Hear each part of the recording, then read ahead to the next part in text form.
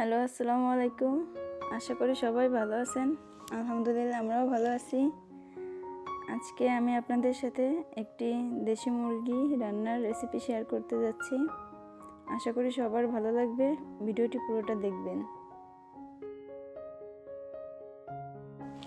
মুরগিটি আমি সুন্দর করে কেটে ভালো করে ধুয়ে পরিষ্কার করে নিচ্ছি।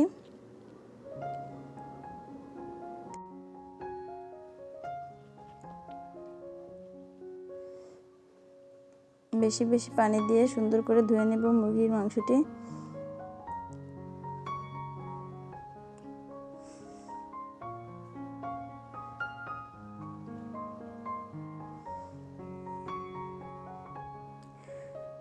মুরগির মাংসটি সুন্দর করে ধুয়ে নেওয়া হয়ে গেছে, দেখতেই পারছেন কতটা ফ্রেশ লাগছে। এবার আমি মরিচ, পেঁয়াজ এবং আলু কেটে নিব। দেশি মুরগিতে একটু আলু দিয়ে ঝোল করে রান্না করলে খেতে বেশ ভালো লাগে।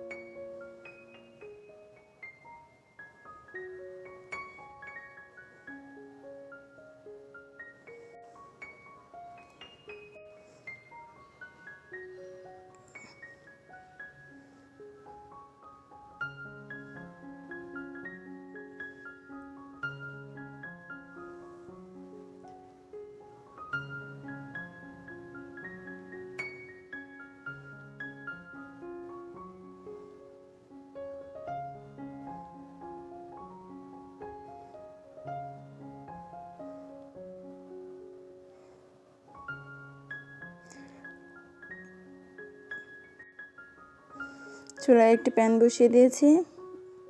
প্যানে রান্নার জন্য পরিমাণ মতো তেল দিয়ে দিলাম।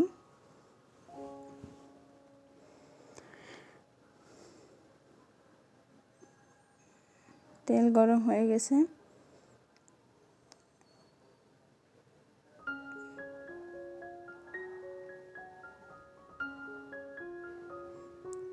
পরিমাণ মতো এলাচ, দারচিনি এবং তেজপাতা, মানে যতটুকু লাগবে গরম মশলা দিয়ে দিয়েছি। একটু জিরে ফোড়ন দিলাম,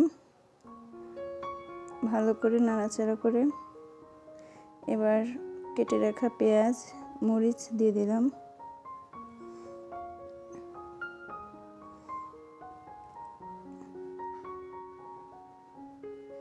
এটিকে নেড়ে চেড়ে ভালোভাবে ভাজা ভাজা করতে হবে। দেন আমি বাকি মশলাগুলো অ্যাড করব এর ভিতর।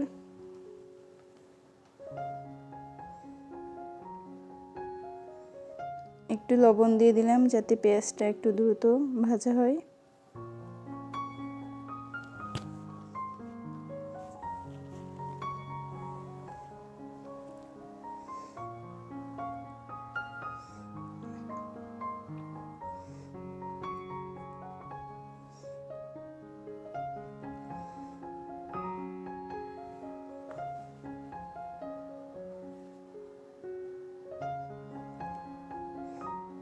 আমার হাতটি একটু ক্যামেরার সামনে চলে এসেছে, দুঃখিত তার জন্য। আপনারা একটু দয়া করে বুঝে নেবেন। এবার আমি মুরগির মাংসটি দিয়ে দিলাম, দিয়ে ভালো করে নাড়াচাড়া করে একটু ভাজা ভাজা করে নিব। দিয়ে দিচ্ছি লবণ, দিয়ে দিলাম 1 চামচ পরিমাণ হলুদের গুঁড়া,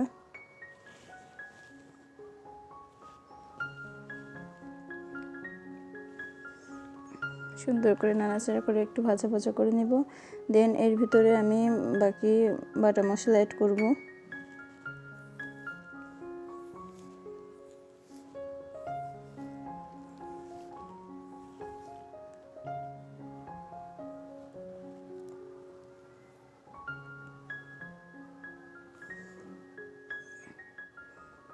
আসলে পেঁয়াজ, মরিচ ভাজা ভাজা করে মাংসটা দিয়ে একটু মাংসটা ভাজা ভাজা করে নিলে মাংসর স্বাদটা অনেক বেশি বেড়ে যায়, খেতে অনেক বেশি সুস্বাদু হয়।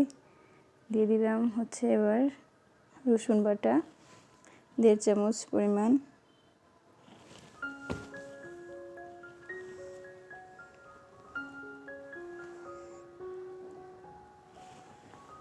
দিয়ে দিলাম জিরা বাটা 1.5 চামচ পরিমাণ,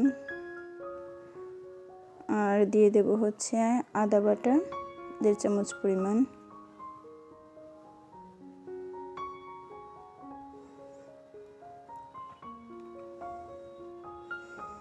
এখন এই মশলাগুলো মাংসের সাথে ভালো করে মিশ্রিত করে সুন্দর করে কষিয়ে নিতে হবে মাংসটি।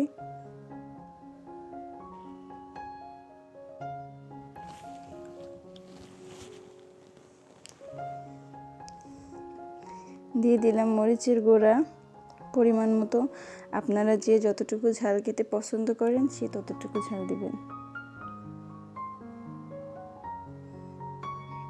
মাংসটি আমি নাড়িয়ে চাড়িয়ে সুন্দর করে কষিয়ে নিব।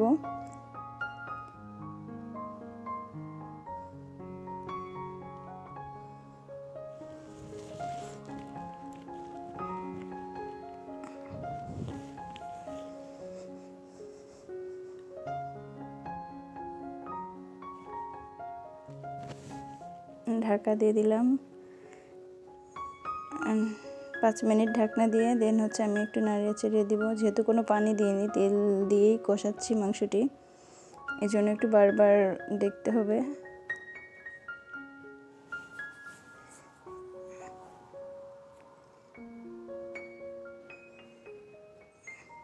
মাংসের কালারটি দেখতেই পারছেন কতটা সুন্দর এসেছে। দেন হচ্ছে আমি একটু পানি দিয়েছি বেশ কষানোর জন্য। এবার ঢেকে একটু রান্না করে নিচ্ছি মাংসটি। যেহেতু একটু বড় দেশি মুরগি, রান্না করতে হবে বেশি টাইম, যাতে মাংসটা একদম সফট হয়ে যায়, সুন্দরভাবে কুক হয়।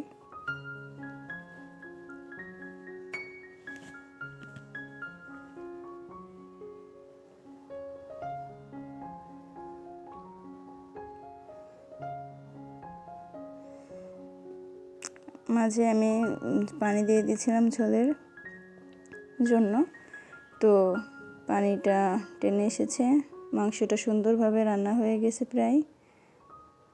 আশা করা যাচ্ছে মাংসটি সুন্দরভাবে গলে গেছে, সফট হয়ে গেছে।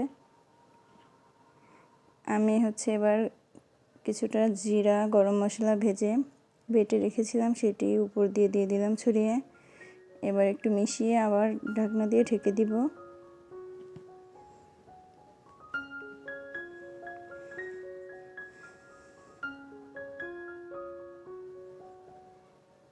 আমার মাংস রান্না প্রায় ডান।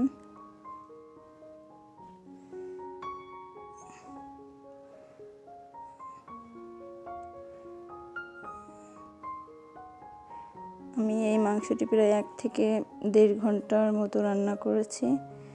যেহেতু বড় একটা দেশি মুরগি, এজন্য গলতে অনেক দেরি হয়, এজন্য আমি একটু বেশি টাইমে রান্না করছি। মাংসটা একদম সফট হয়ে গিয়েছিল গলে, খেতেও দুর্দান্ত স্বাদ হয়েছিল। সবাই ভিডিওটি দেখছেন, সাথে থেকে অনেক অনেক ধন্যবাদ। আশা করি সাথেই থাকবেন।